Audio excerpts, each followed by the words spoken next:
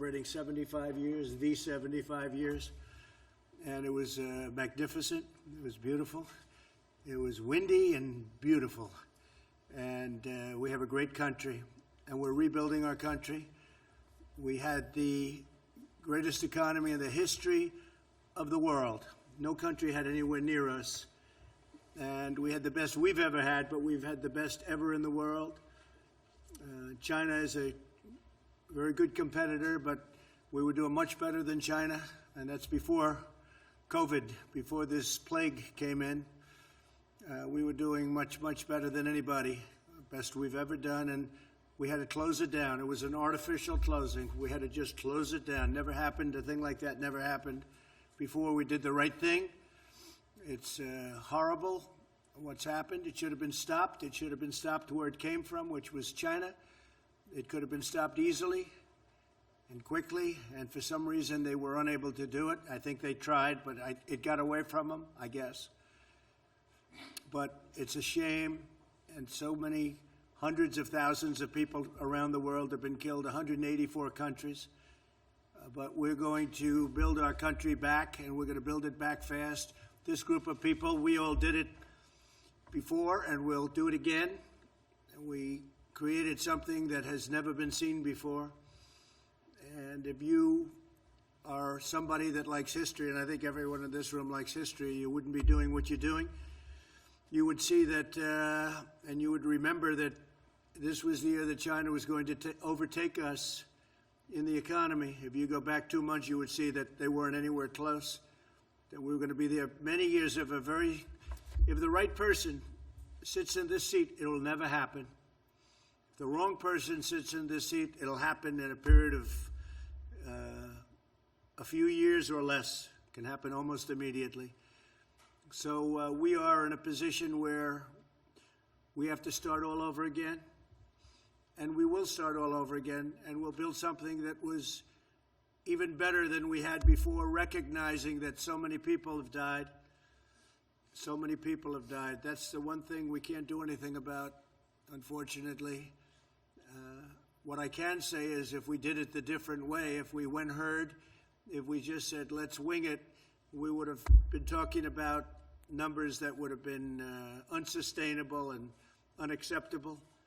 You look on the screens, you look on television today, and you see body bags, and you see mass graves, and we may be talking about 95,000 people ultimately. We may be talking about something more than that. But if you take a low number, 1.5 million, so you multiply whatever number we're talking about times 15, it would not be acceptable. It would not. It's not acceptable now. One person isn't acceptable, let alone perhaps 100,000. So we're going to rebuild it. We're going to rebuild it back as fast as we can. I think we're going to have an incredible transition, but transition leads to fourth quarter. Third quarter, I call it transition. We'll start to see it. It's already happening. People want to come back. I think everybody in this room realizes we have to come back. Otherwise, you have a broken country. You'll never be able to do it again. You'll never be able to build this miracle. It's a miracle what we did, what all of us did, and what many people before us did. You'll never be able to build it again. The people want to come back.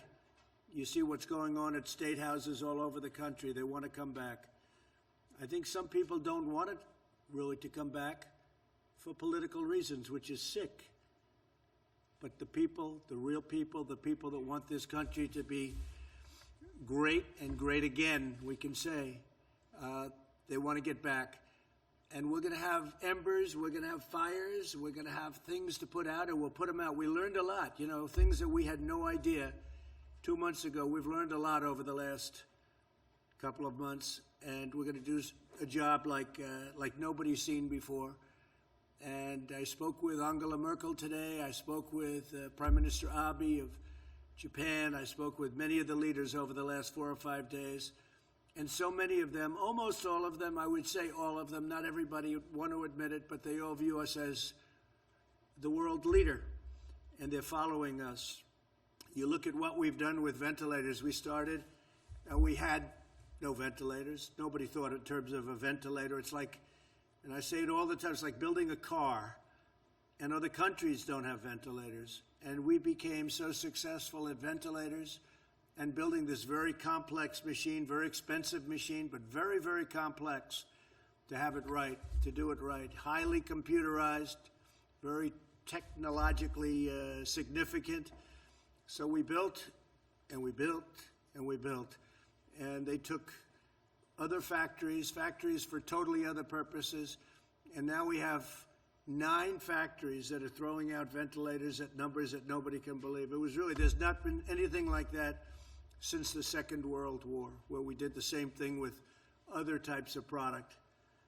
And we're giving thousands and thousands away to other countries that are people dying because they don't have ventilators and they're not equipped to do what we did.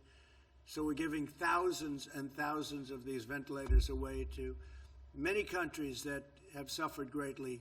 Italy, France, Spain, so many countries. And Nigeria called. Tremendous problems in Nigeria. Tremendous problems all over.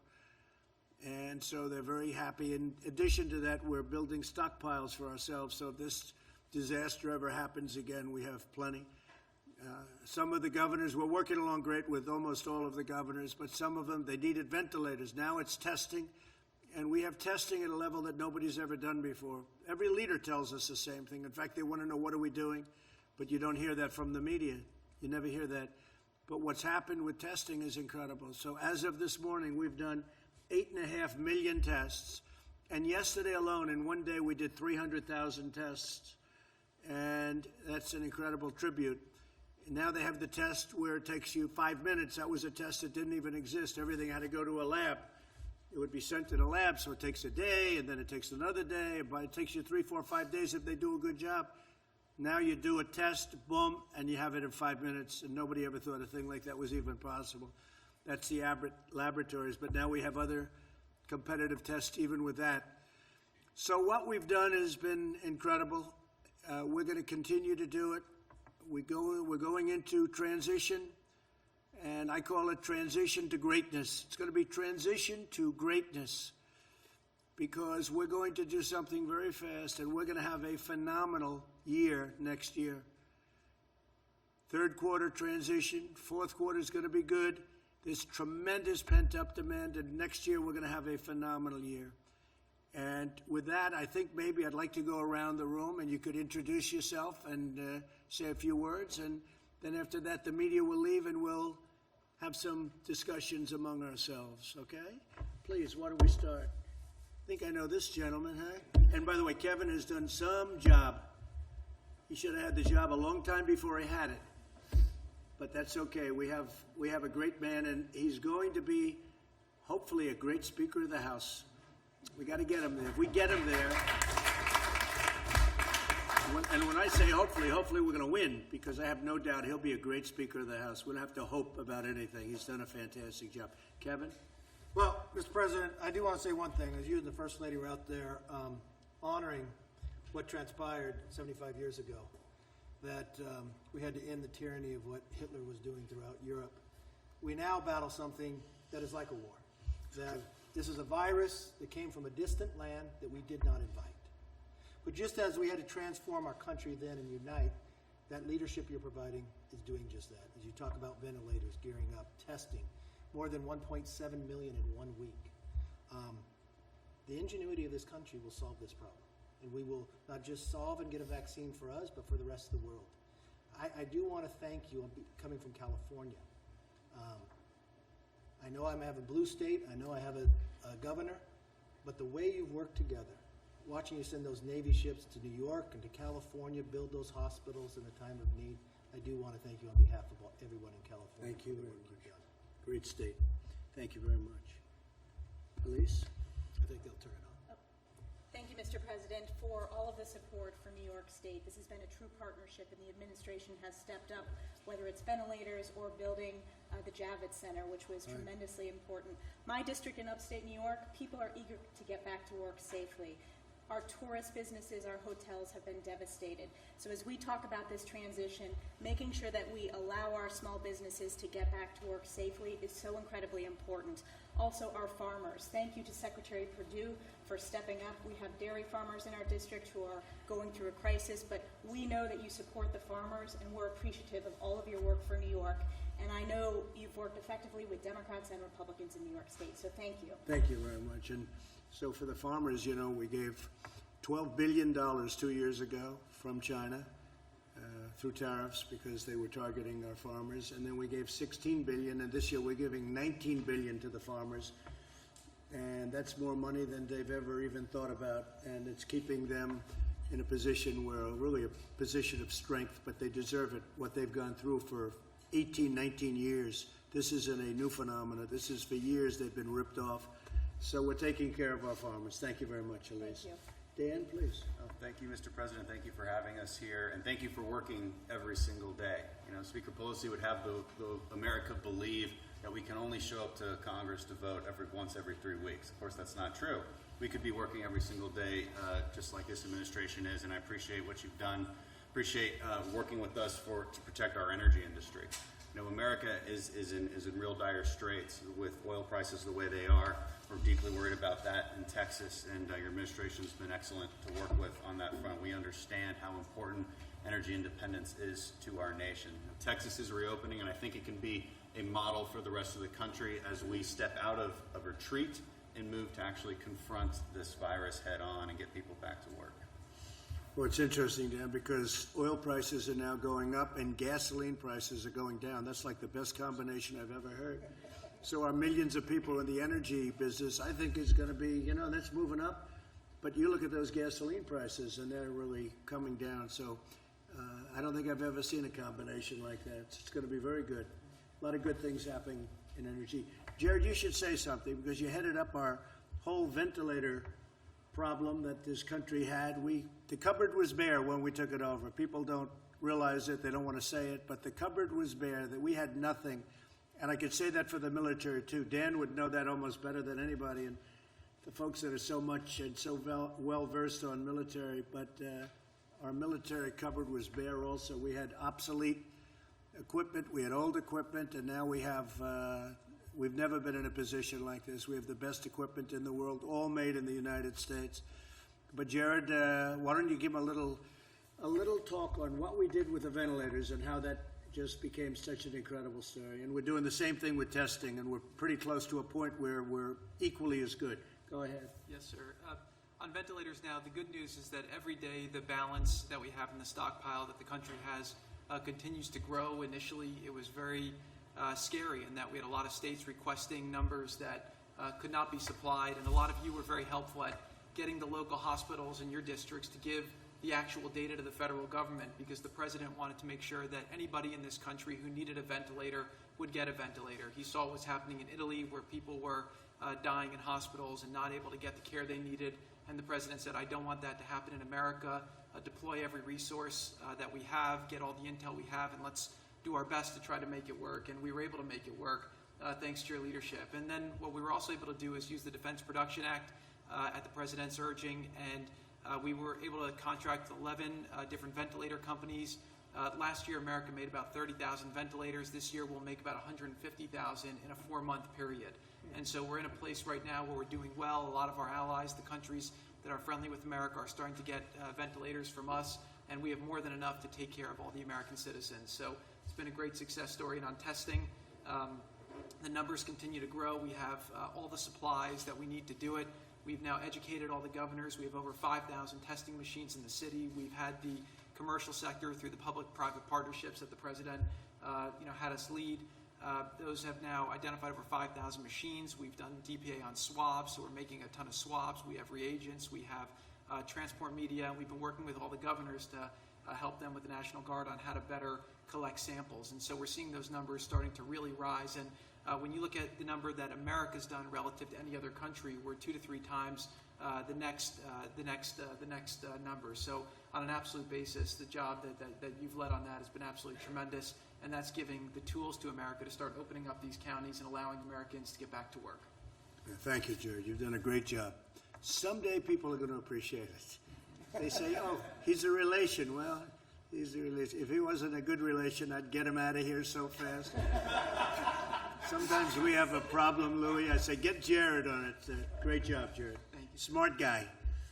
So here's another smart guy. So Devin, I think I thought about Devin more over the last couple of days than anybody else, because this guy would come in and he'd tell people what was going on, and nobody believed it because it was not believable. It wasn't true that they would be doing a takeover of a presidency illegally, and all of the illegality that was going on. And he was the first one, our superstar Jim, and all of us will admit this guy was just, he wouldn't stop. Devin Nunes, he wouldn't stop. He saw it before anybody, and you deserve a medal.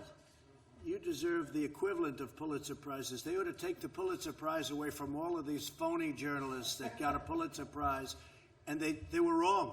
They were wrong on everything, and now they've been proven wrong. I saw where Clapper, not a smart guy. How do you have not a smart person heading up intelligence? How does that work, right? You have a man who is not smart, and he heads up intelligence, and that's possibly what happened. They ran away with it, but he knew what was going on, and I'd watch him on television. He'd say the worst things, and now I know why Shifty Schiff, dishonest, corrupt politician, why this guy didn't want these papers exposed, because all these people said under oath, where they go to jail if they lie, they were totally, no, I didn't see any collusion with Russia. I saw nothing. No, I said, but he was on television before and after saying there was massive collusion, like Putin was my best friend. We had no calls to Russia. We had no calls from Russia for years. And all of a sudden, we have this great friendship. And by the way, getting along with Russia is a great thing. Getting along with Putin and Russia is a great thing. And stuff like this makes it impossible. And that leads to very bad things, very bad things. But I have to say that Devin was incredible. He understood it. He understood that it was a hoax before anybody else knew what was happening. And then I have to say the people in this room took over and did a hell of a job with you, right? They had guts. They had guts like nobody's ever seen before. I want to thank you on behalf of our country, and I'd like to have you say a few words. Well, thank you, Mr. President. It's unfortunate what you had to live through for the last 4 years. Yeah. From your campaign to your presidency, and I appreciate your kind words, and for all the folks in here who have worked so hard getting to the bottom of the Russia hoax situation.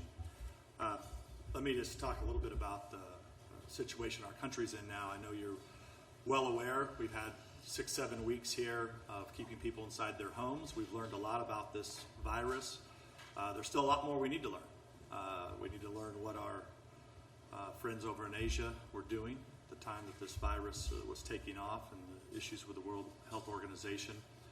And I believe with your new pick, with John Ratcliffe, member of the House Intelligence Committee, member from Texas, he's going to do a great job getting to the bottom of this, and I think leading the intelligence agencies through what have been some pretty dark times over the last few years.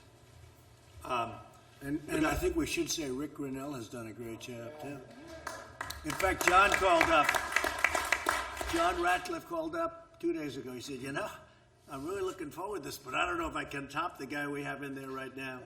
And he was he's going to do a phenomenal job, but Rick Grinnell has been incredible.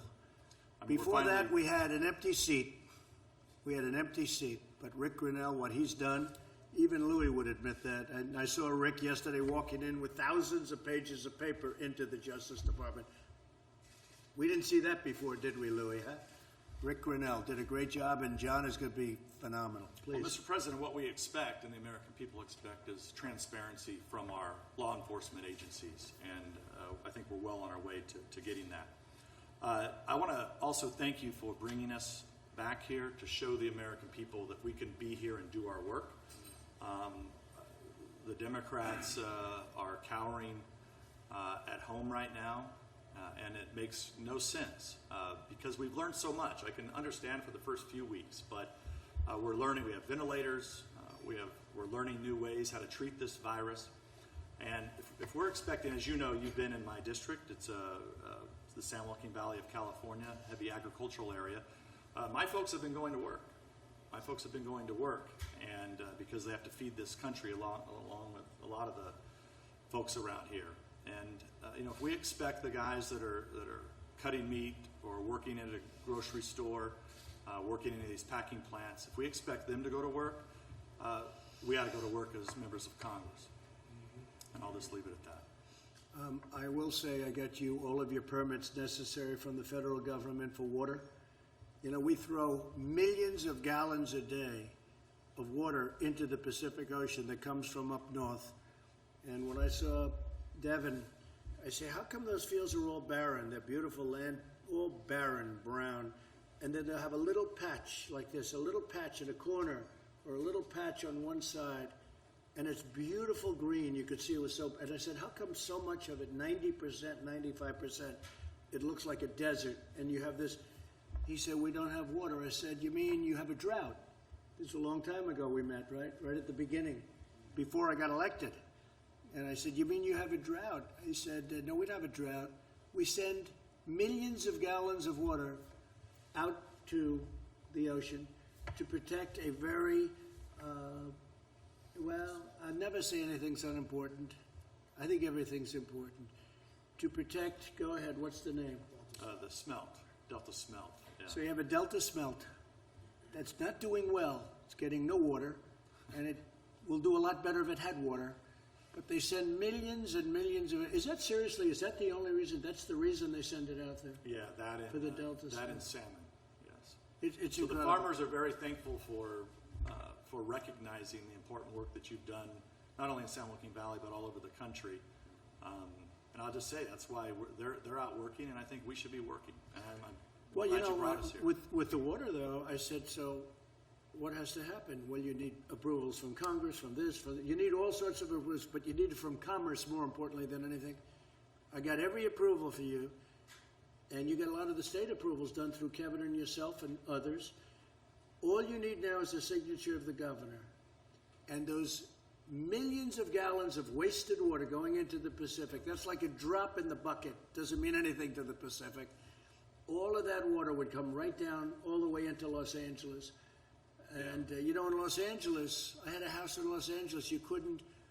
I sold it. You know why I sold it? Because Secret Service says you can't come here anymore. I said, I might as well sell it. But I had a house, and you couldn't have water. You couldn't water your grass. They said, oh, you're not allowed to water your grass. And then you look at this massive turn. They had a turn. It takes a day to turn it. It's like a big faucet. And they turn it, and it veers all the water out into the Pacific. It's crazy. So we're all set, except you need Gavin's signature. If you get Gavin's signature, you're going to have water from Los Angeles all the way up.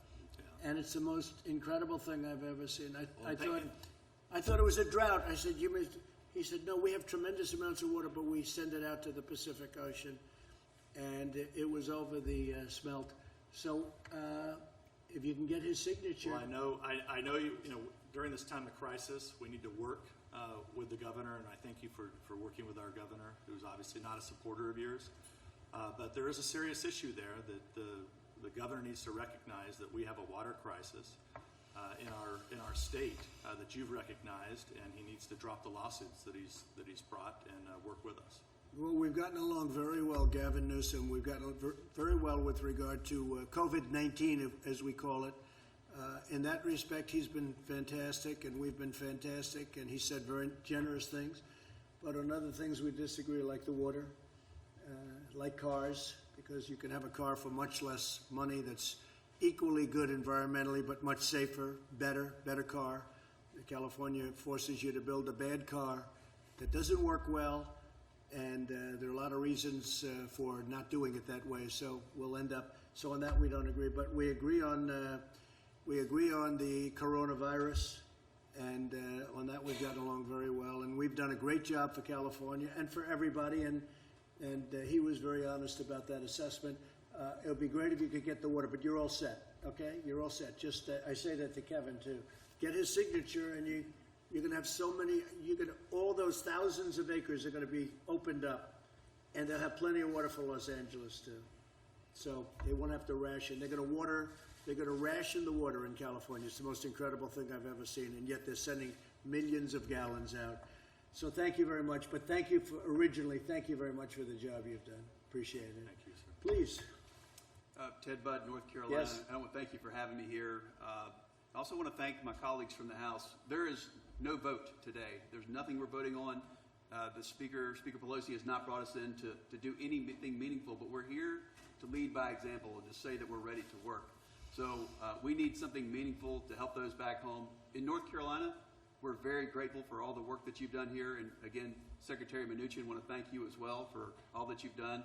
The PPP and the work that you've done for Main Street has helped keep these businesses intact so that we can have this quick recovery. We're ready for Q3. We're ready to get going in North Carolina. We're ready to rebuild. Great job. Thank you. Thank you, Mr. President. Guy Reifenthaler from Pennsylvania. I just want to thank you and the administration for holding China accountable. I think for way too long, no one's held China accountable. And the fact that we're looking into the World Health Organization and how they really worked hand in glove with the Chinese Communist Party to cover this virus up in the early days is absolutely shameful. So thank you for bringing attention to that. In Pennsylvania, we're having a really hard time because the governor has had such draconian shutdown measures. We're now number 1 in unemployment claims, but we're only number 5 in terms of population. Instead of protecting the most vulnerable in nursing homes, where you had 65% of the deaths, if not more, in Pennsylvania, he just had a draconian measure, one-size-fits-all approach that lacked any kind of nuance, and it's destroying our economy while at the same time leaving the most vulnerable exposed to this virus. So thanks for calling out the governors that are going too far with this and calling for America and Congress to go back to work.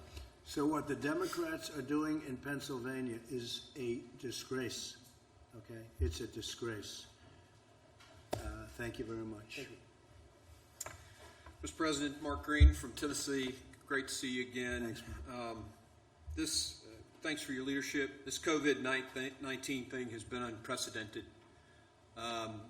It's a challenge to both the world and the United States, our country. A challenge made worse by China and the delays in information to us, the deception. I mean, China lied and people died. And as an infantry officer, an ER physician, former business CEO, I know that when a leader is caught in an ambush, that leader has to make split-second decisions with the information that they have. Mr. President, I'm proud of the decisions that you have made. Decisions like banning travel from China, which these guys all laughed at and criticized. But it saved American lives. Sir, you saved American lives with those decisions. And we in Tennessee, we thank you for that. We're opened up for business. We're going to the restaurants and business is running again. We're ready to lead, and we appreciate your phased plan. We're implementing it in Tennessee. Just thank you for your leadership, sir. I really appreciate it, and your governor is doing a great job. And you're right, though. We banned people from China coming in, and they said, oh, but you did allow people. Yeah, they were American citizens, and they were allowed in under very, very strict rules and regulations and quarantines and everything else. But we banned people, and a number of our leading doctors said that saved hundreds of thousands of lives, and that was in January. And I remember being in a room with, I think, 21 people, and I was the only one that wanted to do that. Nobody else wanted to do it. They thought it was crazy. It had never been done before. Nothing like that had ever been done before. And now you watch them, the Democrats and the media, say, oh, I should have done it sooner. There was nobody even thought about it. And a month later, you'd see Nancy Pelosi and other people talking about this disease is just nothing, it's going to spread over. And she wanted to go, and she was actually in late in February. She was in Chinatown in San Francisco celebrating because this disease is going to be nothing. So I understand that. I mean, she felt that, and I can understand it. But for them to say much earlier, I actually banned Chinese from coming in, China from coming into our country. It's just such a political disgrace that they're able to get away. It's just like Shifty Schiff making the statement today to try and save face when we have him cold on the papers, on the documents, and in about 19 different ways. It's so bad and so sad for our country. Thank you very much, Mark. Mr. President, you put that ban in place before they even named the virus. Yeah. You saved Americans' lives. Thank you. Thank you very much. I appreciate it. Thank you, Mr. President. Kelly Armstrong from North Dakota. We're an ag and energy state, so we've been uniquely hit on a lot of this stuff, but I'd like to say thank you for standing so tough with Saudi Arabia. That was a huge deal for our oil producers. Obviously, you've been great for agriculture, but thank you especially for your statement yesterday in support of cattle ranchers. Sometimes they get lost in the mix, and they've been getting hit pretty hard right now, so we really appreciate that. And then just, you get this economy up and going, and we'll do what we do best, and that's feed and fuel the world. And that demand is coming back, and you're up to $25, $26 a barrel, and a little bit more, and you're going to save your energy industry, really, because we're number one. And Russia and Saudi Arabia, I got them together, and they came to a good conclusion for us and for them and for everybody. And once the demand goes up, it's going to be great for the energy industry. So thank you very much. Thank you, sir. Louis? Thank you, Mr. President. And echoing the thanks, if you had lost that election in 2016, we would never have been energy independent. And it's been great for Texas. It's been great for America. And I do want to advise our media friends before they write stories about how we didn't wear masks and we didn't possibly socially distance adequately, that you saw to it that we had tests and that nobody in here has the coronavirus unless it's somebody in the media. So the only reason we would wear masks is if we were trying to protect ourselves from you in the media, and we're not scared of you. So that's why we can be here like this. So thank you for amazing job you've done. And it is amazing to see the hypocrisy. You do a travel ban, like Mark said, it saved lives. And they called you racist, and then when they realized you did the right thing, they said you should have done it earlier. And perhaps they could have noticed the need if they had not been pursuing, the hoax that was the impeachment. And I know the Speaker has appointed this new committee to investigate your handling of the coronavirus, and I've suggested they ought to name that committee the Committee of Oligarchs to Unelect the President, or coup for short. But that's exactly what it is.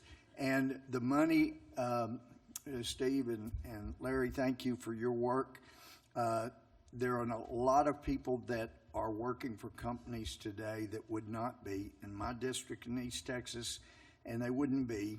I've heard this week from some that say they're getting threats that if they had any capital, they shouldn't have taken the loan, and they may be pursued for criminal when they could not have hired those people back if they had not taken the loan. So right. I hope that that'll be backed off a little bit, because it has put people to work that couldn't otherwise. But I'm optimistic, and I wouldn't be if you weren't president. So thank you for the work you're doing. Thank you, Louis, and you've been a great help. And if we didn't win the election, we wouldn't have found out all of the corrupt practices that are taking place at the top of the FBI with dirty cops and all of the things that we found out about other people in other agencies that are equally as important. All of this, we went on Drain the Swamp, and that's what we're doing. But nobody ever told me the swamp was going to be this vicious or this deep. And we're doing it. Could I make a suggestion on the justice area? And I know that with the Democrats in charge, some of the most important reforms may not happen. But the FBI is the only law enforcement entity I'm aware of that has not even come into the 20th century, not even asking them to come into the 21st. Everybody else does videotapes and audio tapes, and the FBI interviews witnesses and goes back and records their own notes of what they want to say a witness said, and then it's easily changed. And we need to bring them into the 20th century where they start at least doing some audio recordings so they can't change them. So that's one of the lessons we have seen from what's happened in their effort to create a coup. And not only do they not record, but they write their notes. And then when the notes are bad for them, they go and change them months later. This is a corrupt deal that's been going on. Yep. and we caught them cold. And now we have to see what happens, but Bill Barr has done a great job. He's a strong guy, and he's done a great job, and not easy. He's fighting a lot of fights, but he really has been great, and we appreciate it. But you're right about that. I said, well, I'd like to hear a tape of what the interview was, and they said, well, no, it was just, and they write it out like scribble. Yeah. It's crazy, and then they change it, and they change signatures, they change everything. So we don't have the old one. It's one of the most incredible things, isn't it, huh? Yep. Thank you very much. Thank you. Appreciate it. The most Well, powerful guy. Dan, I say Dan, most powerful man. I just want to thank everybody in this room for the past 3.5 years for supporting our president and the administration and everything you've done. This man goes 18, 20 hours a day. As many of you know, he's the most transparent president in history. He's the most accessible, too. There's nobody in this room that can't call or get through to him. Mornings, evenings, midday. But we love you all, and thank you so much on behalf of everybody here in the White House for everything that you've done supporting our president. It means the world. Thank you. And what a job he's done, too, right, Mark? He's been amazing, and he does it himself. I remember when I was running Crooked Hillary, had 28 people. I had Dan, and Dan blew them away. It wasn't even a contest. And we have now, I guess, 6 different sites, platforms, and we have numbers that these people don't have. They don't even come close to it. So when they write false stories, we can go around them, and it's very important to be. Who needs it? I wish we didn't need it, but unfortunately, we have to do that. We have to have that because we don't get an honest press. Please, I'll tell you, Gates, you've been something. He's out there, Devin, right? He's out there fighting. Thank you, Go Mr. ahead, President. Matt. Your team is here. We're ready to work, and we are inspired by our president. I have observed your willingness to work with anyone. I saw the Democrat governor of New Jersey categorize the administration's response as extremely responsive.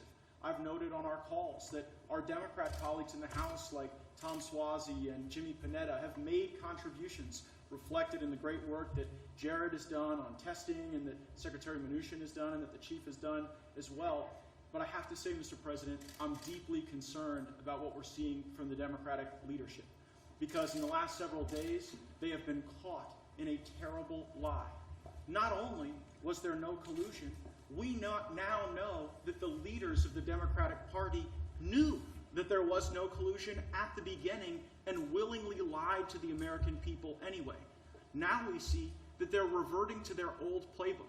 As we want to work together to provide provision to our people and take good ideas no matter where they come from, Nancy Pelosi and Chuck Schumer just want to set up new committees to investigate rather than working together. I know that even before being president, you talked about the importance of the president being a great cheerleader for our country and for our economy. I note, and I know in the jobs report today, we can see that even the people who have been furloughed or who are on unemployment now, they're optimistic that this is the team that will bring America back. What advice would you give us to try to have our Democrat leadership behave more like the governors you've worked with and some of the rank and file colleagues who've made helpful suggestions rather than just reverting to their hatred and their lies to cover their tracks for their last set of lies? I think they've been doing it so long and gotten away with it for so long prior to us, and they had that 8 years, the Obama 8 years, that have been absolutely terrible if you look at the Justice Department and what's taken place. You look at the FBI and what's taken place. And frankly, prior to that, a lot of bad things went on. All we can do is keep winning, and if we keep winning, eventually they're going to come around one way or the other. May not be in that form, may not be them, because I'm not sure that you can do that with them. Tremendous dishonesty from Schiff and from others. And they know it's going on. They know these are not stupid people. They know it was a hoax. They know better than anybody in this room it was a hoax. They set it up. They're not aggrieved. I watched Schiff. Shifty Schiff, 9 inches around the neck. And I watched this guy, uses the world's smallest collar, right? But I watched him, I guess this morning, talking about it. He acts so aggrieved, so aggrieved. He knows it was, he got caught. And not only caught, if he weren't in the halls of Congress, he'd be in jail because he made up phony stories and phony speeches and phony, everything was phony. He's a sick man. He's really a sick man. He's a corrupt politician. So I wouldn't count on somebody like him. But I think overall we have some really good support. I've had great support from Democrat governors. I would say almost all. And in some cases, look, Andrew Cuomo the other day said that we have done a phenomenal job. That's a nice statement. Phenomenal. That's a good word. It's true. But we've had great support. And Gavin Newsom, the same thing. He said something the equivalent of that. So we can work with them. But I think this group is perhaps beyond repair. They're sick. There's something wrong with them. Mark, please. Well, Mr. President, I know I speak for you, but I just want to thank all of you for setting the example and coming back to Washington, D.C. It's time that we send a message to the American people that we're open for business, we're ready to get back, and we're ready to support a president who has been willing to take the bold moves each and every day to make sure that America's first. So thank you for allowing me to serve, and thank all of you. Well, I have to, before I introduce Jim, I have to say, so we had all of the great NCAA teams here just prior to COVID. Otherwise, they wouldn't have been able to come. But we had all of the teams, and one of the teams was the top wrestlers in the country, all the champions, NCAA wrestlers. And I saw him, and I immediately knew it was a wrestling. I could see there was a little action going on with those ears, and the muscles were coming out of the shirts, and I could see by the jawline. And I walked up with Jim Jordan, and they didn't give a damn about the president. They said, that's Jim Jordan. You don't know what a great wrestler, NCAA champion and a great wrestler. And they saw him, those wrestlers saw this guy, and they said, sorry, President, I got to say hello to him first, right? So Jim Jordan, and he's a champ. He's a winner. He knows how to win. Thank you, Mr. President. The exact same time that we learned what we did about General Flynn, the exact same time we learned that there was absolutely no basis for the entire Mueller-Russia investigation that the FBI did, that very time, Nancy Pelosi sets up a select committee to come after you again. And so we just need to understand, guys, that they're never going to stop. But in spite of that relentless attack we've seen from them, Mr. President, we appreciate your leadership. We appreciate your entire team's leadership, getting things done for the American people. And I think, as Dan said, I appreciate your work ethic. I know how hard you work for the American people. I mean, I know how hard Meadows works. He used to return my calls all the time. Now I know he's working 15 hours, 18 hours a day, and you're working even more. So thank you for doing all. The people in the 4th District of Ohio appreciate it. The people around the country appreciate it. And we just need to keep it up, and we'll have the Great American Comeback happening real soon. Great. And you're right, Jim. I looked at this. I didn't even know anything about it. I see she's setting up an oversight committee, and I'm getting called by other countries saying what a great job we're doing. Could we have some help, sir, with testing? Your tests are better than our tests. They're the best tests in the world. We have the best tests in the world. We're the most tests in the world. Could we get ventilators? Is there any way our people are dying? Could we get ventilators? Everything. And they set up an oversight committee about the job we're doing. When she, a month later, was in Chinatown dancing, as I said, it's a disgrace. But what's even more of a disgrace is take a look at the people in the committee. They're the greatest Trump haters in history. Maxine Waters, every one of them is people that were screaming impeach before I even announced running. Now I kid when I say that because they'll say that's not true, but pretty close, pretty close. You know, if I say that, they'll say that's not true. They don't understand sarcasm in the press. But I will say, you look at some of the people in that committee, everyone is a total kill, and it's a disgrace. It's a disgrace that they could do a thing like that. And here we go again. Here we go again. But we beat them, and we've been beating them for a long time, and they cannot accept it. They cannot accept it. That's why it's interesting. I could work with the governors, and we're doing it really well. And they're saying great things about me and the job we're all doing. But you can't work with these people. I think they're stone cold crazy. Anyway, thank you, Jim, very much. Thank you, Mr. President. Kevin, how about a little recap as to how you think we're going to do in that next year coming up? Sure. Thank you very much, sir, and thank you. I'm humbled that you invited me back to pitch in this crisis, and honored to be here again with you. I think it's fitting that the members of Congress, thank you for coming back, that you would be meeting and working to make the economy better precisely today, which was about the worst job support ever.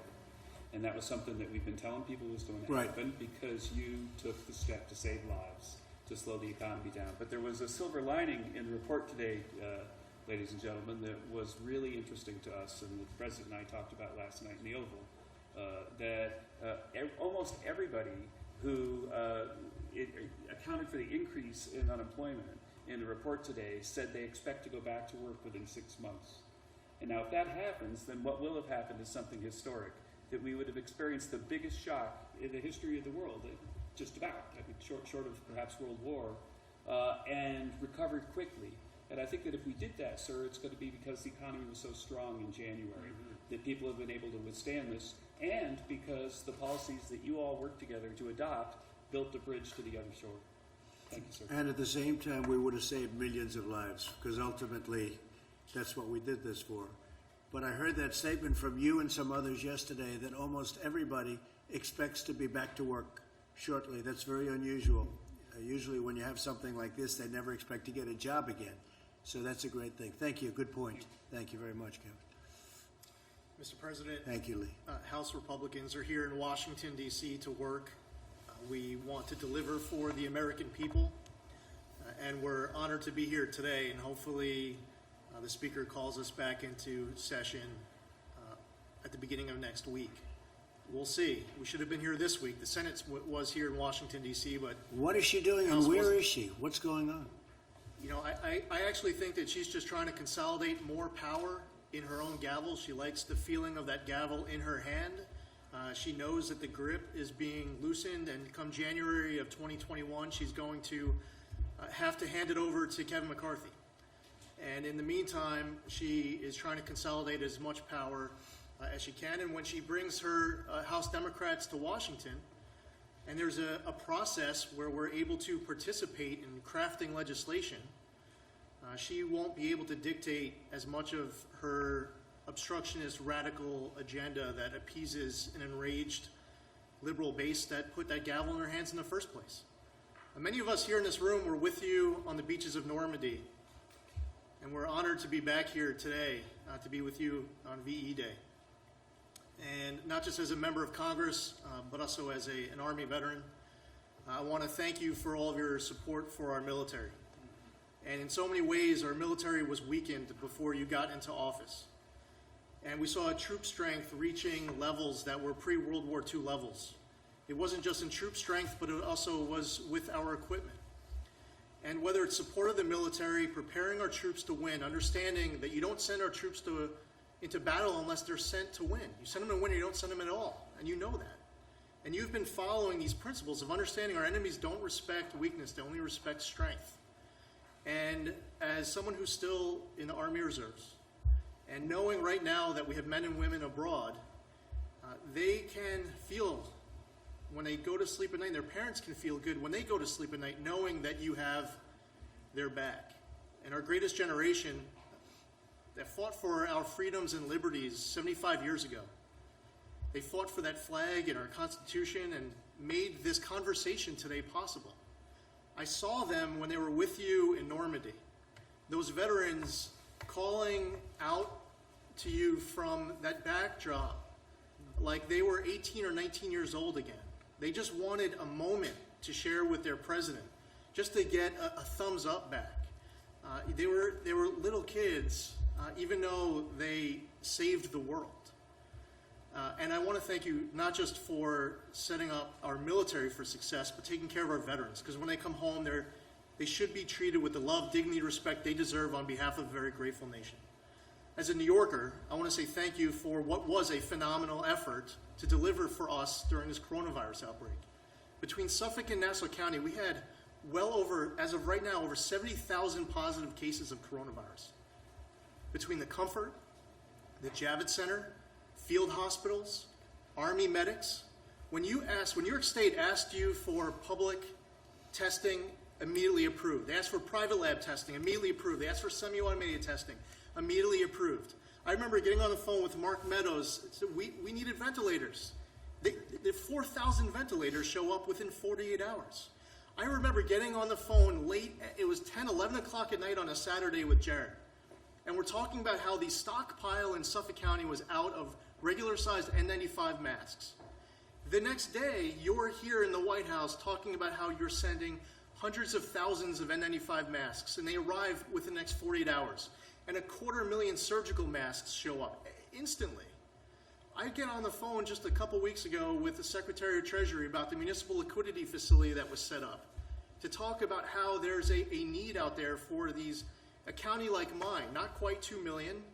We have a population of about 1.48 million. We didn't qualify for the municipal liquidity facility.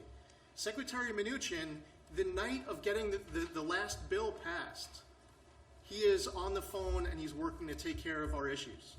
So with what Jared has done, and Admiral Polacek and Avi Berkowitz and others who were involved in that effort on the PPE, I want to say thank you. The Boeing Dreamliner is bringing PPE in right now that Suffolk ordered, and it's just a huge help. And the last thing I would say is this, and I stated the point about not just as a member of Congress, but also as a military veteran, thank you.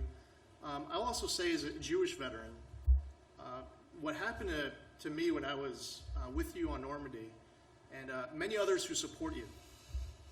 And it happened again this morning when I put out a message about today being the 75th anniversary of VE Day. I got attacked as a Jew for supporting you. And the things that they were saying about you was so highly offensive to me.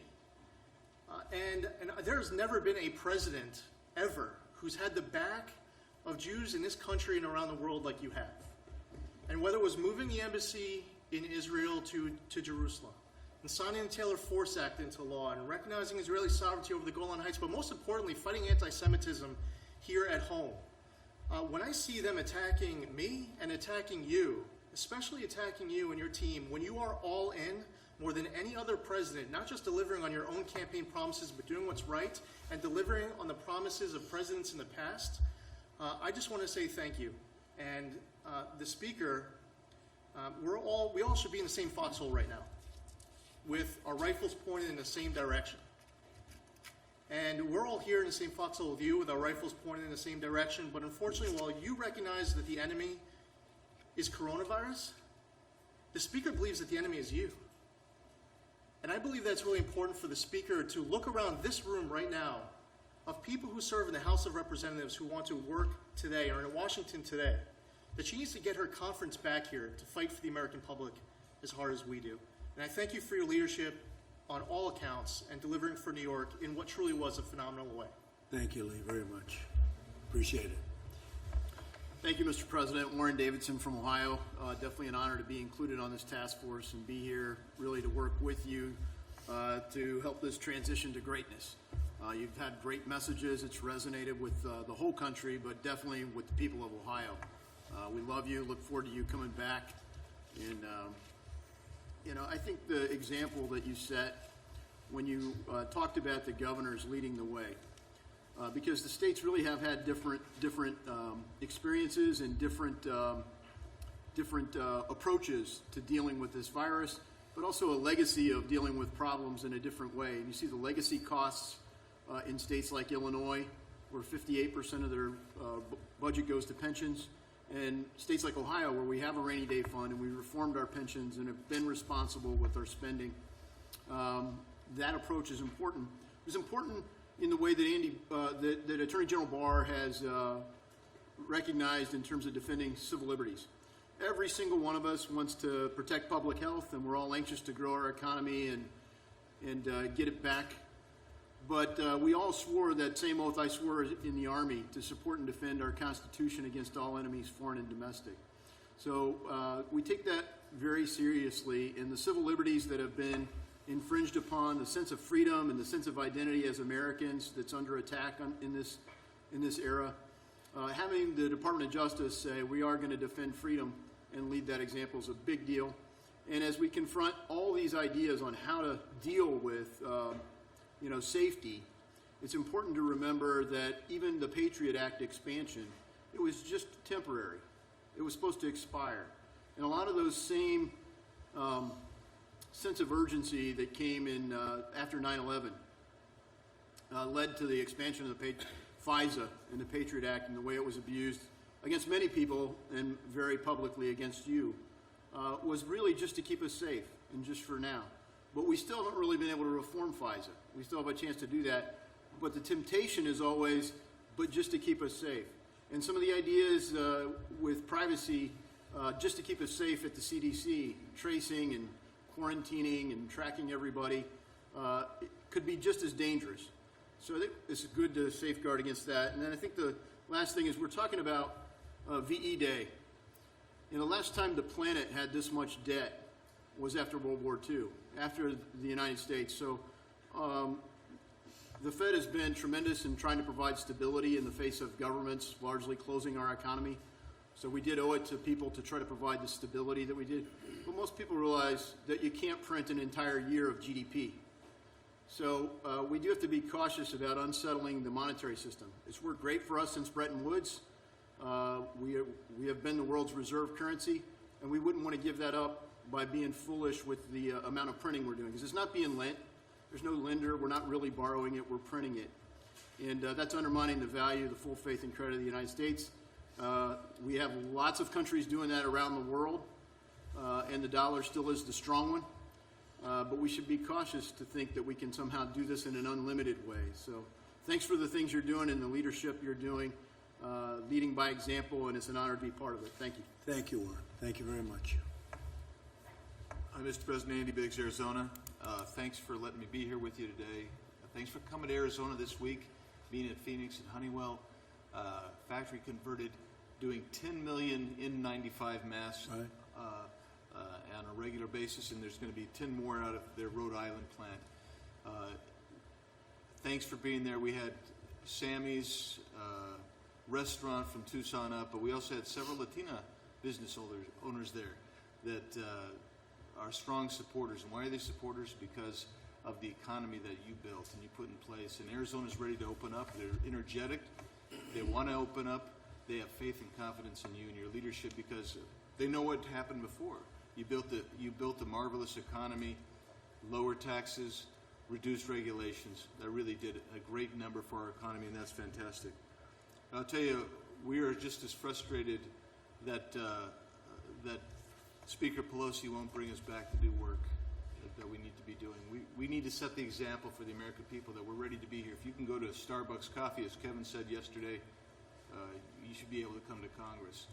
So just so you know, the House Freedom Caucus we had a meeting last night. We'll be meeting every day next week here in Washington, D.C. We want Speaker Pelosi to know we're ready to work. We come to work. We represent the people. Thanks for your leadership, Mr. President. It's an honor to be with you. Very much, Andy. Thank you. Mr. President, Andy Barr from Central Kentucky, thanks for your leadership and for inviting us here today. I want to share with you 3 quick stories from my district that illustrate how effective your administration has been in responding to this public health emergency. These stories have not been reported by the press, so I want to direct these stories to the press because they need to know how effective you all have been in responding to us and the American people. First is Dr. Mark Doherty, an epidemiologist at Baptist Lexington, largest private hospital in my district, a nationally known infectious disease expert. He comes to me in March, early in the pandemic, and he says, we can do convalescent plasma therapy. He was one of the first epidemiologists in the country to want to do this. He went to your FDA, sir, and within 4 hours received approval to do convalescent plasma therapy, saved 2 lives on Sunday night. The approval was on Friday. Second, he comes to me and he says, we can save personal protective equipment if we use telemedicine within the hospital. The problem is we need approval from the federal government to do that. So we go to CMS, to Seema Verma, and we say, we can do a Bluetooth stethoscope with an iPad and telemedicine and FaceTime. We don't have to send all of the healthcare workers into the negative pressure room. We can bring modern technology to the fight against COVID. We can protect healthcare workers, and we can conserve critical personal protective equipment. Within days, Seema Verma and her team at CMS responded favorably. That is a nationwide policy change that saves lives for healthcare workers and conserves scarce personal protective equipment. And then the next story is Steve Stone from Nicholasville, Kentucky. He works for Sagent Pharmaceuticals. He comes to us and he says there is a critical shortage of the sedative propofol, which is used for COVID patients on ventilators. in New York, by the way, there was a shipment of a month worth of propofol that was held up by the government of Italy. So we got on the phone with Admiral Polacek from on your team on Saturday morning. On Tuesday, he had talked to the State Department and had the Italian government release to New York life-saving propofol for intubated COVID patients in New York City, a month's supply. And that was your administration and Admiral Polacek responding instantly to that request. And then the third story is Secretary Mnuchin and his team, and Mark Meadows. We had a small business owner who was not approved in the first round of PPP because he bought the business after February 15th. But this is a 35-year-old business, a dozen employees, $60,000 a year jobs, a small business publication. We went to Mark Meadows, Secretary Mnuchin, his team, and within days, they changed the guidelines, frequently asked questions, new guidelines. We saved 12 jobs in Lexington, Kentucky because of your decisive action. So, Mr. President, thank you for the effective response to this pandemic and this crisis. Thank you. Thank you very much, Andy. Good afternoon, Mr. President. Scott Perry from Pennsylvania. I want to first thank you for acknowledging those NCAA championship wrestlers from Penn State. Jim Jordan, of course, as you know, is a big fan of those Penn State wrestlers. Mr. President, thank you so much for your bold, visionary, decisive leadership. It has made a huge difference in Pennsylvania, in the district I represent, and across the Keystone State.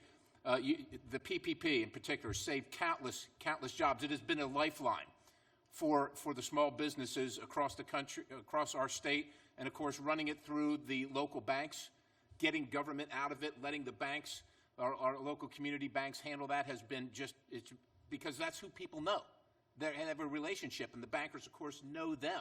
And so that's worked really well. But I will tell you, in the transition to greatness, what I don't think we did envision is the same bold vision and leadership that you've had in some of our state governors. And right now, just last night, our governor announced that we in Pennsylvania are going to stay locked down until June 4th. Mr. President, our businesses are dying. And I don't know what, look, we shouldn't have to make this choice. We're Americans, and we can do two things at one time. You have proven you can do many things at one time and be effective. We have about 65% of our deaths in Pennsylvania happening at elder care facilities, at assisted living facilities, not in hospitals, but at these elder care facilities. The PPE is going to the hospitals. The money a lot's going to the hospitals because we shut them down. The governor's made a choice. Instead of helping some of these elder care facilities, we have a website where people can snitch on their neighbor who's going to work or who's opening their business in contradiction to the order. That's not bringing anybody together. So a couple things. Extending the PPP, the 8 weeks, until after the governor opens the state, because employers now don't want to have to pay for employees who are not going to be able to come back to work, right? Because the state is shut down. You didn't do that. The governor's done that, right? So the transition to greatness, I think, might include something like that. Right now, we have counties that want to open up. The governor said no. Counties want to open up. They're not sure. They're scared that if they open up in again, violating, so to speak, the governor's order, that will stop the flow of federal dollars for the programs that you already have. And so some assurance that they can do the right thing and get their people back to work as Americans would be very, very helpful. I would say this as well, Mr. President, the unemployment benefits in the real world, we tried to do the right thing, you tried to do the right thing. Employers are thankful for the fact that they won't be held accountable if their employee doesn't come back to work. But when you have a governor that doesn't want to enforce the policy, it's not really helpful because the employer needs the employee to come back. They need them to come back. And so maybe take a look at that. And finally, in this transition to greatness, Mr. President, China, once we get through this, there must be an accountability. There must be an accountability. We all want to get back. We're here. We're ready to be at work. Speaker Pelosi apparently is not. But if she is going to do phase 4, she's working on her own. She doesn't involve our leadership. She doesn't involve Kevin. She doesn't involve anybody here. Mr. President, the prescription to get us back to work and healthy as an economy, quite honestly, is simple. And you already know it. You've already talked about it a million times. Let's just get back to work. Let's just get back to work. Thank you, Mr. President. Thank you very much. Great. Thank you, Mr. President. Greg Murphy from Eastern North Carolina. I appreciate your strength. I appreciate your persistence. I'm a surgeon, and I appreciate decisiveness. It's been nothing but a merciless last 4 years that Schumer, Pelosi, and her cabal have essentially tried to undo the 2016 election. I've only been in politics a relatively short period of time, but it's obvious to me that there are people in this country who hate you and hate this administration more than they love this country, and they will see it torn down. This crisis has highlighted this. We thought that this possibly could be a way of bringing our nation together, but unfortunately partisan politics has ruled the day. This has been building a plane while we've been flying it. I think that's a very good analogy, but the plane is built and it's time to land.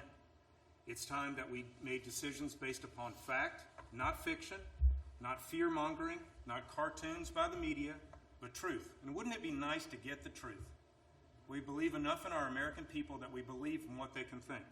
So I would ask the same for you from North Carolina that you do from Pennsylvania to talk to our governor, to let us come back to work. Let us look at a regional approach in North Carolina. It makes sense. We look at the science. We can do this. We're not inventing the wheel again. So I thank you for your strength. I thank you for your persistence and your leadership. Thank you very much. Thank you. Mr. President, Mike Johnson, thanks for having us today. We've been anxious to get back to the Hill, and we wish we could be in the House doing our regular work, and hopefully we'll get back to that. I represent two important groups today. One is the resilient, hardworking people of Louisiana. We've had a tough run here. I mean, the pandemic hit us pretty hard, and then, of course, we've got the crisis in the oil and gas market, and we're going to recover from that. But the people there are soundly behind you, and so many of them always tell me when they know I'm coming back here to give you their regards and their encouragement and their thanks for what you're doing, your principled leadership.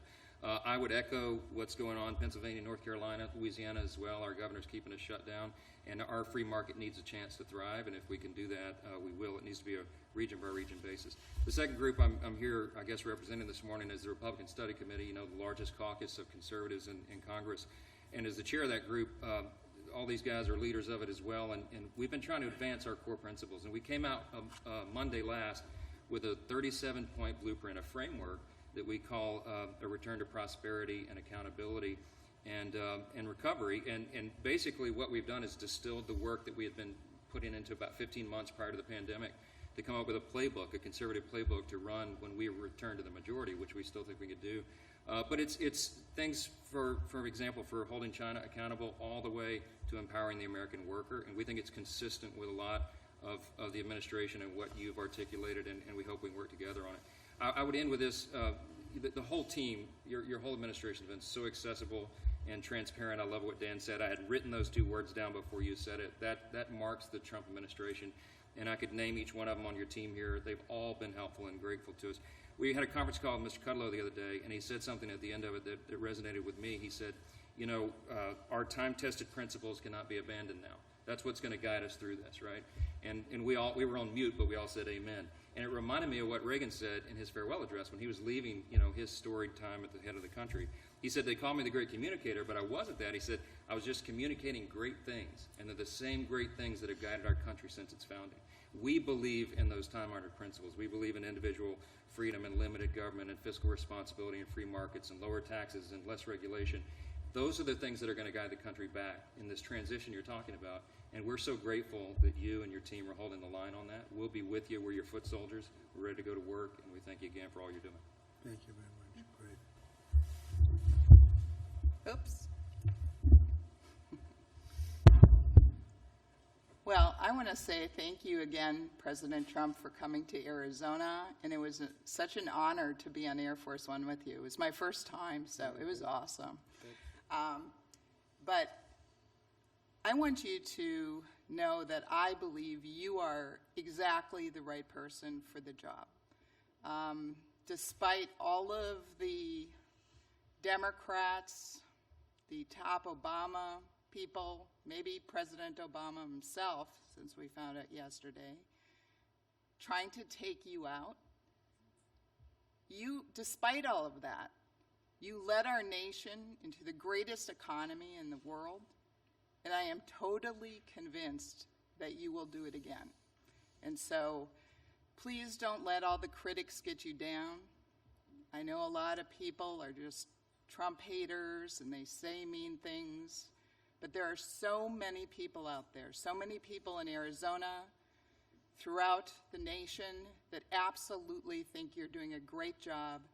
So please keep it up. Thank you. We appreciate you. Thank you very much. Thank you. Debbie. Beautiful. Thank you. Right? Thank you, sir, and thanks to everybody here. Some wonderful words, and we appreciate your strong efforts and support. We have a lot more to do. I just want to connect a dot or two. Kevin was talking, Kevin Hassett, my friend and colleague, when we were in the Oval last night talking about these are temporary job losses, probably 3/4 of them, if not more. If you had told me that I would go on the air on a day when we lost 20 million jobs and the stock market would go up 400 points, that would have been very interesting. I've been around a while. I thought I'd seen it all, but this is a new wrinkle. I don't want to repeat this experiment, but I'm just saying. And I do think it's because it's temporary. And I do also think the stock market bottomed in March 23rd. I know it fluctuates and so forth, but I think that a lot of the things that Stephen has negotiated, we've heard about the PPP extending it and so forth, I think that's one reason why these are temporary losses and why the market is shrugging them off. And I do want to reiterate, it is very possible that we will get a lot of these jobs back fast. It's very possible, as private surveys and even the CBO, we will have a 20% increase in growth in the second half of this year, as you say, sir, as a transition. And then finally, I want to say that, and I appreciate your comments very much, sir, if we stay to the principles that worked the first 3 years, I mean, through January and February of this year, the economy was growing at 3.1% at an annual rate before the virus hit. Low taxes, rollback of regulations, energy independence, good, fair, reciprocal trade deals, the building blocks of a blue-collar boom, of a middle-class wage boom, middle-class wages and less, and a small business boom, which is the heart of the Republican Party. There's no reason you did it once, and if we stay with those principles and do it again, and next year, 2021, can be absolutely a spectacular year. So I really believe that. And I would just say it is my honor to be part of this, sir. Thank you. Thank you very much, Larry. Thank you, Mr. President. I want to thank everybody around the table. I've had the opportunity to speak to almost all of you and all of your ideas. As others have said, it's the President's economic policies that led us to great success. I have the utmost confidence. We have the greatest scientists, the greatest medical people. There will be a vaccine. We will kill this virus. And the policies that you've put in place recently are protecting American workers and American business as we go through this difficult time. So thank you, Mr. President. Thank you, Steve. I appreciate it very much, and you've done a great job. So we're looking at the transition to greatness, and I think it's starting right now. It's really what it is. It's a great term. It just came out at this meeting.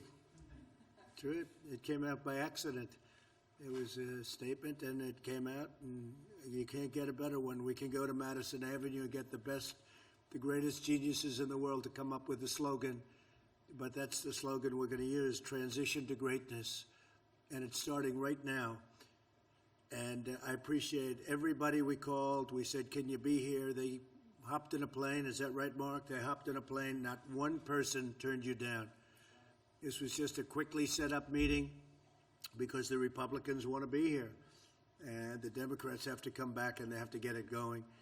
And they're asking for things that they didn't ask for up front, but it's what they wanted. And they want things, and we're happy with what's gone on. We got what we needed, but at the same time, we want to do what's right for the country. So we'll see what they're looking for, and we're in a position for first time in a little while. You would never put yourself in that position, but we wouldn't agree to what they wanted, and it got sort of delayed, and now they need things, and we can sit back and we're going to watch, and we'll do what's right for the country. But so it's the transition to greatness. That's where we are. That's where it's starting right now, and I appreciate everybody for being here, and we're going to have a little meeting after the media goes. Do you have any questions? Yeah, Mr. John? President, can you bring us up to speed about a member of the Vice President's staff who has now tested positive for coronavirus? This is now the second staffer in the West Wing. Yeah, well, I don't know much about it. Does anybody want to talk about it? She's a wonderful young woman. Katie, she tested very good for a long period of time, and then all of a sudden today she tested positive. She hasn't come into contact with me. She spent some time with the Vice President.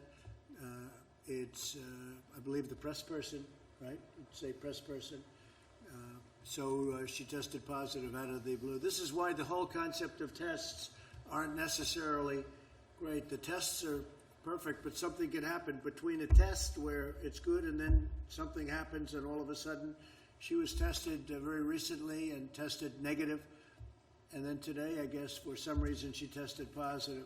So Mike knows about it, and Mike has done what he has to do. I think he is on an airplane going to some faraway place, but you'll be able to ask him later on. But they've taken all of the necessary precautions. I understand Mike has been tested, Vice President, and he tested negative. Mr. President, but if this can happen here at the White House, 2 people tested. It can happen anywhere. It can happen. So what? You why see is where the it people happens. still confident going back to work then? No, because, well, then it would happen anyway, whether you did go back to work or whether you didn't go back to work. In fact, I saw a statistic come out of New York yesterday that was pretty strange, that most of the cases are coming from apartments and coming from homes. What was that all about? I think they said 66%. Did you see that? That was given by Governor Cuomo, that they're coming out of the home, right? So it can happen anywhere. It's a very elusive enemy, a vicious enemy, an elusive enemy, and I think more importantly than anything with this one, it's probably the most contagious enemy that anybody has seen. Mr. President? Yeah, please. Given 2 positive tests in the last 2 days, what precautions are you taking here at the White House to prevent the virus from spreading further, and are you worried that it's kind of already in the White House and might Well, be... I'm not worried. No, I'm not worried. But, look, I get things done. I don't worry about things. I do what I have to do. We've taken very strong precautions at the White House. But again, we're dealing with a invisible situation. Nobody knows. When I see that 66 in New York, 66%, where people stay home and that's where they're catching it at home, who would ever think a thing like that's possible? So all you can do is take precaution and do it the best you can. But Mike was tested today, and Mike was tested negative. So are you taking additional steps here at the White House in the light Yeah, of... we're taking very official steps.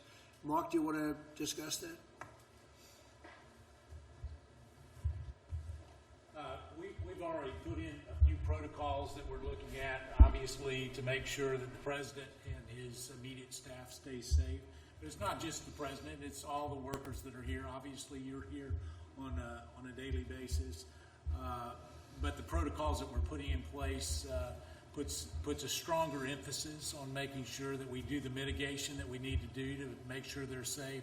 I don't want to get into all the procedures that we have embarked upon, but I can tell you this is probably the safest place that you can come to.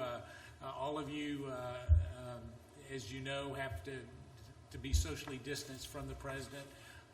His meetings that he has are done with a social distancing plan in place. Outside of that, we may take some additional precautions as it relates to the vice president and the president in terms of just making sure that the people that come in contact with both of them are done, that it's done in a way that makes sure that we keep the president safe. Additionally, every member that came here today, they were tested just in case there's a closer contact than we might have. But we put in some additional protocols over the last 48 hours, and we'll continue to monitor. Mr. President, are you satisfied with the measures that have been taken so far? I really am. Look, I understand what we're dealing with. We're dealing with something very serious. And the fact that you have it doesn't mean that it doesn't go away. All right? You can have it and get through it very easily. Some people have a harder time. Most people get through it. Some people are devastated by it. But the fact that you get it doesn't mean, I've had numerous people say they have it, and a couple of days later they're better. Some people say they have it, they think, and there's almost no symptom. Other people have it and bad things happen. So, but for the most part, when you have it, you get better. And supposedly you're immune, although they're not 100% sure about how long that immunity lasts. And Mr. President, is there a reason why people just aren't wearing masks at the White House? Well, they are. People but that they're not, no, people that are serving me are. We have The not people- seen anyone wear a mask around you, sir, in the last 2 weeks. So I can speak to that. You know, as we look at this, the people that are in close proximity to the president obviously have tested negative. The mask that you wear is generally to keep other people from being infected, and so as we look at that, you know, I can tell you that the testing protocol is a strong regime, and as it gets close to the president, some of those that serve him will wear a mask in those closer proximities. Here's what I would offer off the record to all of you is I know, John, we spoke about this earlier. If you've been on the campus for your safety and well-being, the president's made available to make sure that you can have testing just for the peace of mind. So before you leave today, we've made those arrangements to make sure that you can be tested as well. But we have a lot of people wearing. I'm just looking around. Look at Shave, White House photographer. I'm sure most of you don't know her, but to the best of my knowledge, she's wearing a mask. Is that a mask? Yes. I think to the best of my knowledge, it looks like a mask. Mr. President, could you clarify the status of the Phase 4 negotiations? Earlier, Larry said that they were being paused and potentially for a couple of Well, weeks. we're in no rush. We're in no rush. When you see jobs The out there, like today, Democrats, why are you in a rush? the Democrats have to do what they have to do, but I would say we're not looking. We want to see what they have, but I can't say that we're in a rush. We were in a rush to get the money out to people. We have gotten the money out. Some money is stalled because of state machinery. You know, they have old computers, 45-year-old computers. And we said this was going to happen, and I didn't want to do it that way, but the Democrats insisted on going through this particular apparatus for a certain reason, and that money stalled. But that's their fault, and I think they accept responsibility and blame, the Democrats. Mr. President, you said recently that you would, if necessary, be the first person to get a vaccine. How important do you think a vaccine ultimately is? Well, I to didn't getting say I out? wanted to. That's not a correct statement. I said, you said, would you be? And I said, if it was good for the country, I'd be. And if it was bad for the country, I'll wait to be the last one, or I wouldn't do it at all. No, I was asked whether or not I would do it as the first person. If I thought that was a good thing for the country, I would. I don't, personally, and I have to say, I think we're doing very well on vaccines. If they wanted to use me as a test, that's okay with me. If it was good, but that was really the way the question was asked. But how important do you believe a vaccine is to getting out of this? And what do you say to those that this growing anti-vaccine? Well, I feel about vaccines like I feel about tests. This is going to go away without a vaccine. It's going to go away, and we're not going to see it again. Hopefully, after a period of time, you may have some flare-ups, and I guess I would expect that sometime in the fall you'll have flare-ups, maybe. Maybe not, but according to what a lot of people say, you probably will. We'll be able to put them out. You may have some flare-ups next year, but eventually it's going to be gone. It's going to be gone. There are some viruses and flus that came and they went for a vaccine. They never found the vaccine and they've disappeared. They've never shown up again. They die too, like everything else. They die too. And so whether we do or not, I think great progress is being made by Johnson & Johnson, by Oxford, and some others. NYU, I see, is very advanced. But if you don't get it, this is going to go away at some point. Mr. President, what evidence have you seen that this is going to go away without a vaccine? I just rely on what doctors say. They say it's going to go. That doesn't mean this year. It doesn't mean it's going to be gone, frankly, by the fall or after the fall. But eventually it's going to go away. The question is, will we need a vaccine? At some point, it will probably go away by itself. If we had a vaccine, that would be very helpful. Be very happy to have a vaccine. How often do you meet with Dr. Birx, Dr. Fauci, and the medical experts, or have you essentially just moved yourself on to the economic aspect? No, I listen to them. I have a lot of respect for them. Dr. Birx, Dr. Fauci, and we have some other people that are very good. Now, I listen to them very, very intently. But how often do you meet with them? Well, talk up, you have a mask on your face. How often do you meet with the medical staff and the medical experts? A lot. A lot. Mr. President, for the Do you unemployment. find the CDC protocols to be an impediment to opening up the country?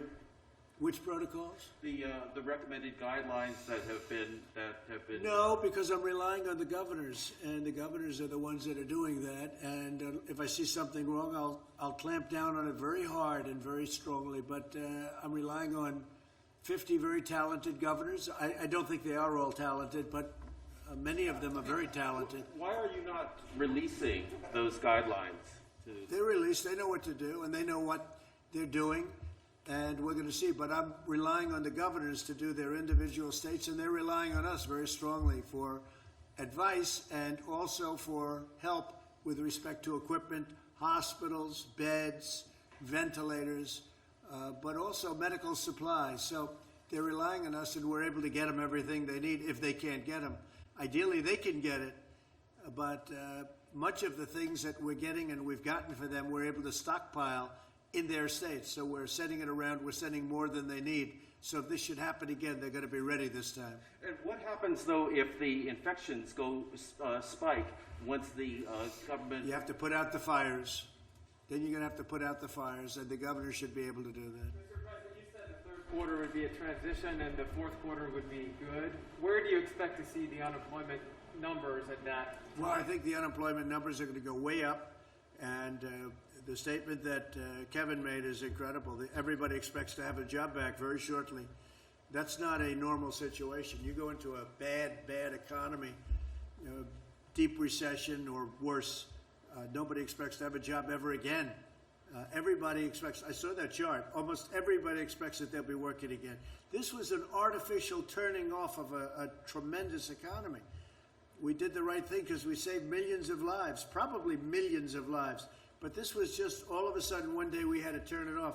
When we turn it back on, which we've just started doing, I think it's going to come back blazing. I think next year has a chance to be one of the best years economically we've ever had because there's tremendous pent-up demand. So if unemployment's at 14% now, perhaps going as high as 20%, where do you think that will be in the fourth? I think the number is going to be a great number. I'm not going to say exactly what.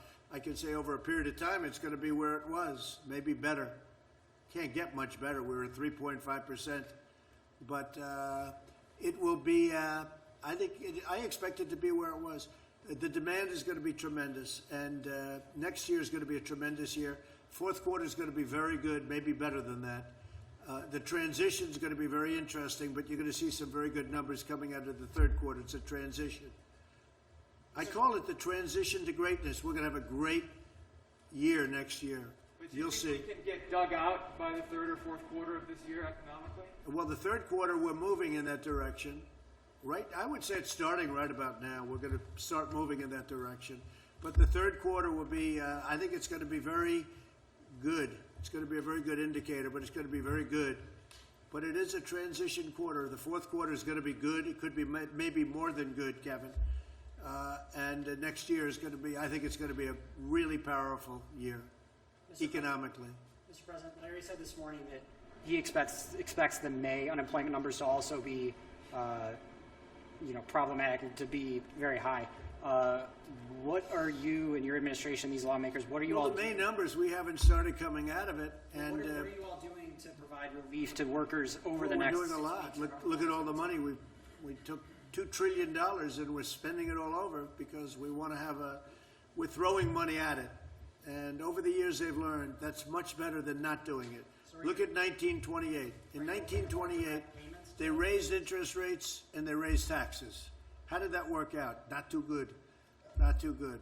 But if you look at 1928, 1929, the first thing they did was raise taxes, and then they raised interest rates, and they choked everybody to death, and it took 15 years to recover, more than that. So we do it.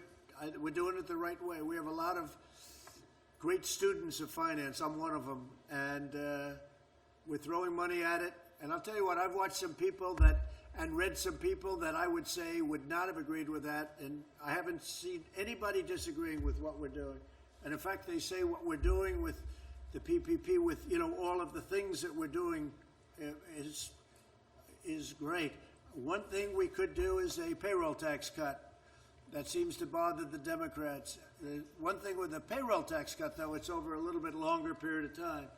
But a payroll tax cut is something that some people that are very smart, I'm one of those people that like it because I think it's really sustainable. I think it will sustain it.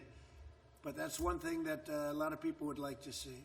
Mr. President, you were with seven. Another thing they'd like to see is a capital gains tax cut, meaning no capital gains. Some Republicans are true hardline Republicans around the table. Not all of them. Some people might say, Louis might say, forget it. But some people would say that a capital gains stoppage, cutting capital gains, getting rid of capital gains tax, they've said that for many years, would be a great thing. The true conservative Republicans around this table, of which there are about seven solid, but I still like the other ones too. But they would say that's music to their ears, right? So we'll see. I would be in favor of that. Yeah. Mr. President, you were with 7 American heroes earlier today, these World War II veterans, all in their 90s. Did you consider wearing a mask when you were with them, given their... No, because I was very far away. I appreciate the question. I was very far away from them, as you know. I would have loved to have gone up and hugged them because they're great. I had a conversation with everyone, but we were very far away. You saw. Plus, the wind was blowing so hard in such a direction that if the plague ever reached them, I'd be very surprised. It could have reached me, too. You didn't worry about me. You only worried about them, and that's okay. Because I think they're so pure it will never happen, all right? They've lived a great life. But, no, the wind was howling, and I didn't see anybody with masks. I don't know, maybe there were. But they were great. I had conversations with them, but I was standing, as you noticed. Would you say I was quite far away? No, thank you, John. Mr. President. Appreciate that. Your book was very good, by the way. Thank you. It was better than I thought it would be. No, it was actually a very good book, but it was actually better about me than I thought it would be. So I appreciate it. You've known me for a long time. 26 years. This wasn't really in the schedule, right? No. I knew him long before I thought in terms of this, but we had one very good story, right? When we were interviewed at the hotel, and he took a lot of guff. They said, he's not running. Why you did this? Was before I announced. And I've been toying with it for a long time, but never did it, never decided. And he took a lot of guff. But he also got great ratings when he did that interview, so I don't know. But it turned out to be a very interesting interview. It was a good interview, sir. It was a good interview. Your book is very good. Congratulations. Thank you. How's it doing? Bestseller list. Bestseller. Bestseller, yeah. That's good. Like Congressman Crenshaw. That's good. Oh, Dan. Dan is doing good, right? Well, is that because I endorsed his book? That's a great book. I'll tell you, he did something else great. He did a thing on Nancy Pelosi that was so incisive. Did you see that? He did something that was so incredible, and I actually pinned it on top, right, Dan? We pinned it on top. You were fantastic. Have you done this before? Yeah, I make videos all the time. You should share them more. Well, that's true. I'll tell you. Great job, Dan. You're a great guy. He's a great guy. So, is that it? Are you guys all finished? Well, one more, Mr. President, if you Go don't ahead. mind. What kind of a mask is that? It's a mask. It's a blue mask. It's like a catcher's helmet. What? That looks like a catcher's helmet. Go ahead. I used to play catcher, so it makes sense. The federal watchdog found that Rick Bright's removal from HHS was improper. They're blocking that move right now. Have you seen that report, and do you have any response to it? I don't know. To me, he looks like a disgruntled employee. I don't know who he is, but to me, he's a disgruntled employee.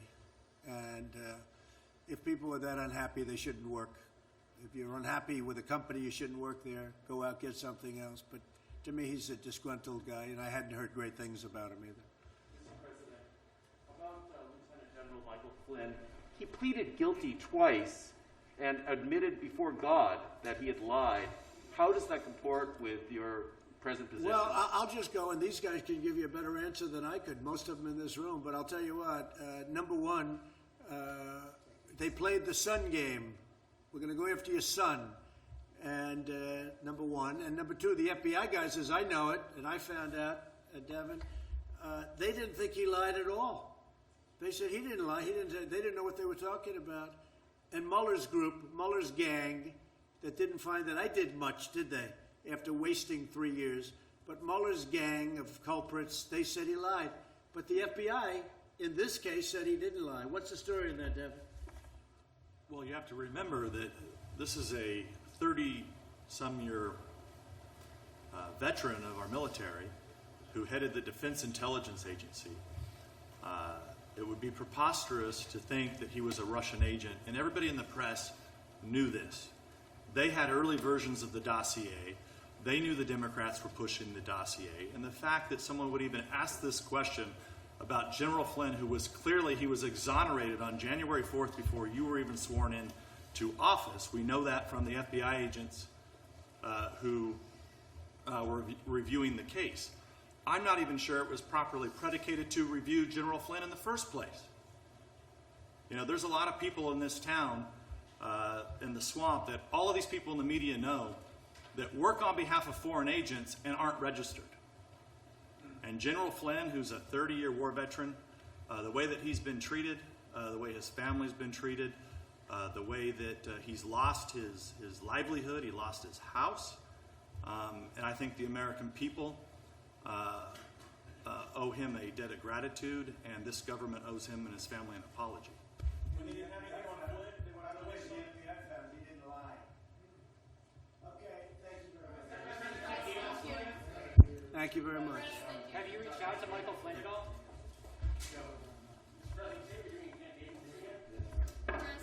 Thank you.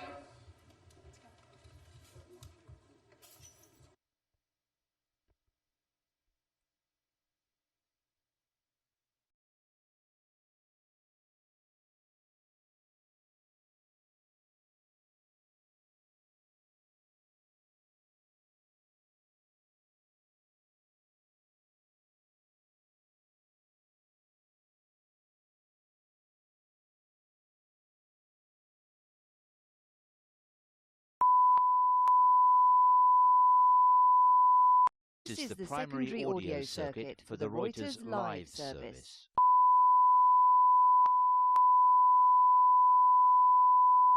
This is the primary audio circuit for the Reuters live service.